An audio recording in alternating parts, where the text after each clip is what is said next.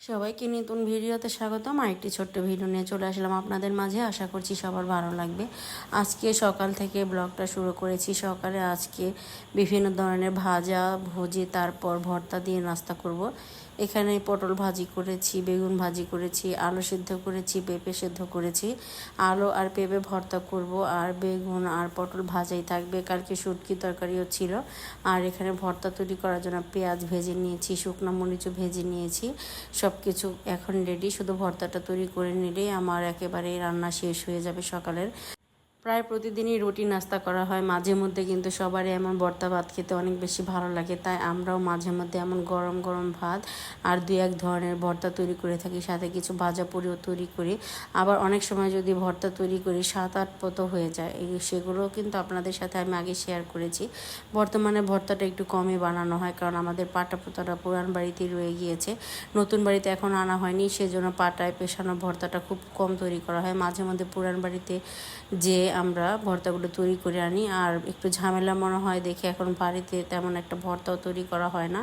এই তো আমার আলু ভর্তাটা হয়ে গিয়েছে, সম্পূর্ণ রেডি হয়ে গিয়েছে। এখন পেঁপে ভর্তা আর কিছু আলু ভর্তা আমি কাঁচামরিচ দিয়ে বানাবো, কারণ আমি আবার শুকনো মরিচের ভর্তাটা তেমন একটা খাই না।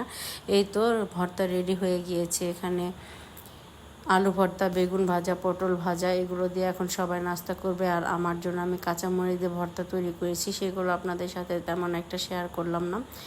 এই তো সকালে নাস্তা খাওয়া হয়ে যাওয়ার পর আর কোনো ভিডিও করা হয়নি। তারপর আমরা দুপুরে রান্না করার জন্য চলে এসেছি রান্নাঘরে। বাহিরে তো রান্না করি, দুপুরবেলা লাকড়ি চুলায় রান্না করি, সেজন্য সব কিছু বাহিরে নিয়ে এসেছি। এখানে আমি ঢেঁড়স ভাজি করব, পটল দিয়ে আলু দিয়ে কই মাছ রান্না করব। তারপরে এখানে পেঁয়াজ কাঁচামরিচ আর রসুন কেটে নেওয়া হয়েছে, রসুন দিয়ে ডাল বাগার দেবো। আর এখানে আলু আর পেঁপে কাটা হয়েছে, এগুলো দিয়ে আমার ননদের জন্য কবুতর রান্না করব। এই তো রান্না বসিয়ে দিয়েছি আমি, এক পাশে ভাত বসিয়ে দিয়েছি, আরেক পাশে আমি মাছগুলো ভেজে নিচ্ছি। দুইটা চুলার মধ্যে রান্না বসিয়ে দিলে কিন্তু রান্না করতে তেমন সময় লাগে না, গুছাতে যতটা সময় বেশি লাগে রান্না বসিয়ে দিলে, আর যদি জালটা ভালোভাবে ধরে যায় তাহলে রান্না করতে আর বেশি সময় লাগে না। এই তো আমি মাছ ভেজে তারপর কবুতরের মাংস বসিয়ে দিয়েছি, কবুতরের মাংসটা কষিয়ে নিচ্ছি। এখানে শুধু হলুদ আর হালকা একটু মরিচ দিয়েছি, 2টা কাঁচা মরিচ দিয়ে একেবারে সাদা সাদা করে রান্না করব। আর এখানে ভালো করে এখন এগুলো কষিয়ে তারপর পরিমাণ মতো ঝোলের পানি দিয়ে দেব।